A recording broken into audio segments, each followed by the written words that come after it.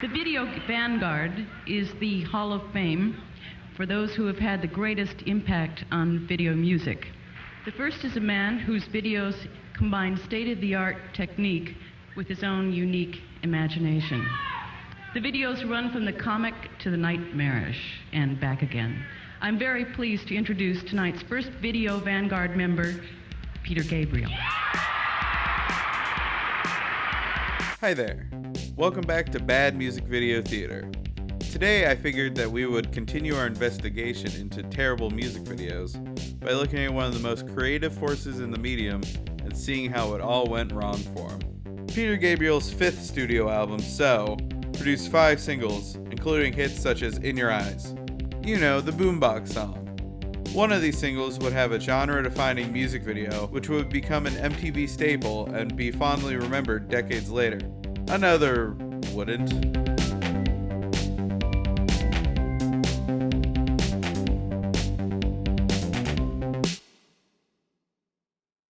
Sledgehammer was an enormous hit for Gabriel. It hit number 1 on the Billboard Hot 100 chart and was nominated for Song of the Year at the Grammys. Peter Gabriel topped the list of nominations for this year's MTV Music Video Awards. Gabriel received a total of 9 nominations, including Best Video. Its music video also won a record 9 MTV Music Video Awards, including Video of the Year and Best Concept Video. The winner for Best Concept in a Video, Peter Gabriel for Sledgehammer. There's a shot for you. In a 1999 list of the 100 greatest music videos of all time, Sledgehammer came in at number 4. By this point, I'm sure you're wondering why I'm talking about one of the all-time best music videos. Am I already abandoning my format, looking at beloved music videos from world-renowned artists? No, but we can't dissect what makes today's video so poor without looking at what makes Sledgehammer so great. The Sledgehammer video was directed by Stephen R. Johnson and animated by Aardman Studios, who went on to produce the Wallace and Gromit cartoons. Wallace and Gromit's creator, Nick Park, actually animated the Dead Chickens section of the video himself. We decided up front that we were going to use animation, and I also had sort of a technical trick up my sleeve for doing lip sync stop motion, which is what almost every shot in Sledgehammer is. Well, I never had any clay stuck on my face, but I was lying under glass for some of it, and the most painful bit was actually having the sky painted frame by frame on my face. So I feel like the clouds would be moved across, and my skin got very sore. And on the set, I would be under these sheets of glass, which wasn't too bad, but the fruit was okay, you know, on the second day, but the fish, after 2 days under the lights, was getting very unpleasant indeed. Peter Gabriel himself became quite a skillful animator by the end of it. Gabriel's music and Aardman's classic animation style combined to create a charming, fun music video. The extensive use of stop-motion animation, even in the reportedly live-action sections of the video near the end, could catch a first-time viewer off guard, but as the rotations and accolades would prove, made for a quintessential MTV mainstay. Its follow-up, on the other hand, couldn't quite capture the same fun atmosphere. Stephen R. Johnson returned for the big-time music video, but Aardman did not. Instead, Johnson brought on animator David Daniels and artist Wayne White, with whom he had previously collaborated. And they gave me a job on the greatest television show ever created in the history of the universe. Pee-wee's Playhouse! Man, this guy just keeps showing up, doesn't he? This video actually received 2 MTV Music Video Award nominations itself, including Best Concept Video. If only that other guy hadn't come in and won everything. But its other nomination was for its visual effects, which, on the surface level, would make perfect sense. It's the video sequel to Sledgehammer, right? The pedigree speaks for itself. When giving the video a closer look, however, it's plain to see that the effects are actually the weakest point. David Daniels is probably best known for his Strata-Cut animation technique, where he will create a loaf of clay and slowly cut it away, revealing designs inside. He previously showcased his technique on an episode of Pee-wee's Playhouse that he worked on. So Christopher Columbus set sail to prove the world was round.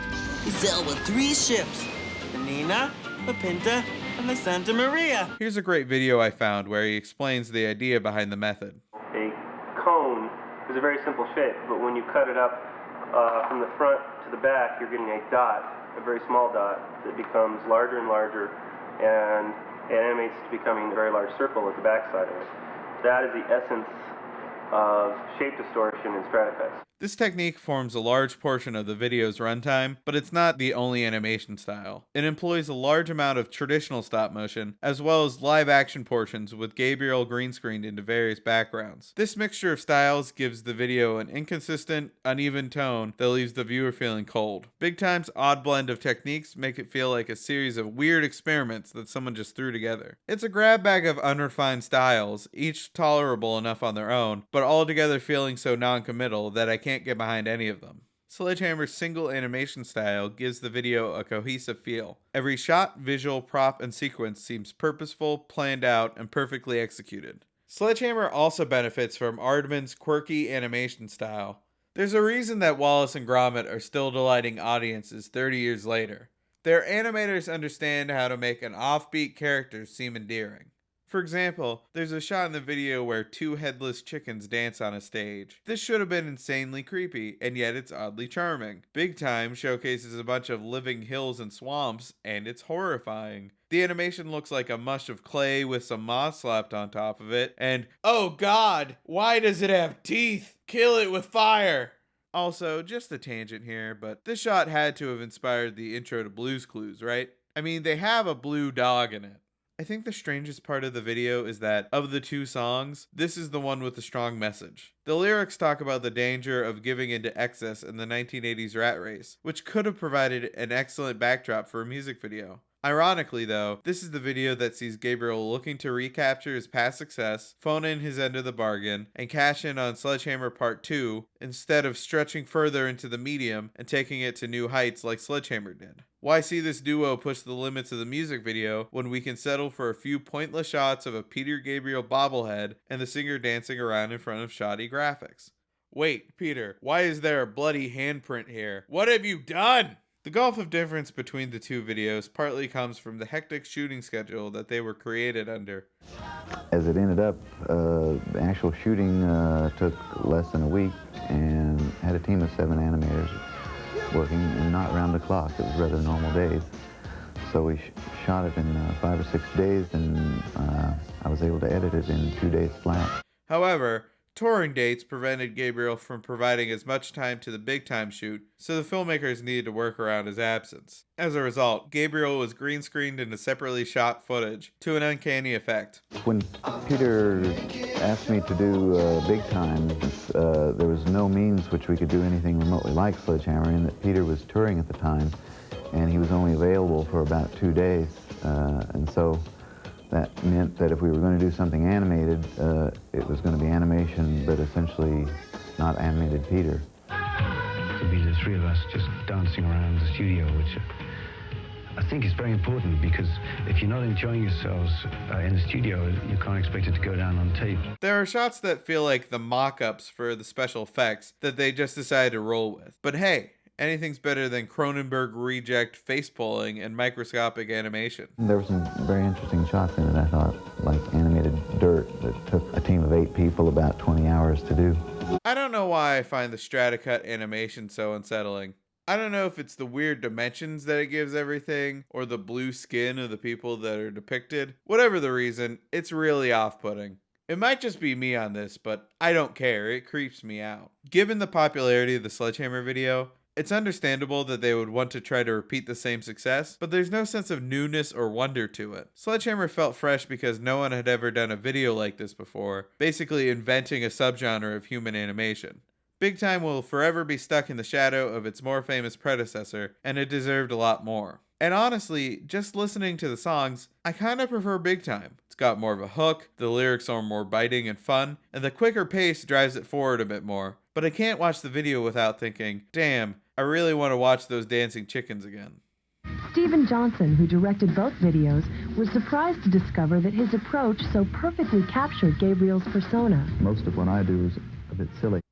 Through all this, I don't want to get down on director Stephen R. Johnson. He clearly knew what he was doing on Sledgehammer, and he did pretty well for himself, all things considered. Looking through his IMDb page, he's directed other music videos I enjoy, like Oingo Boingo's Just Another Day and the Talking Heads song Road to Nowhere.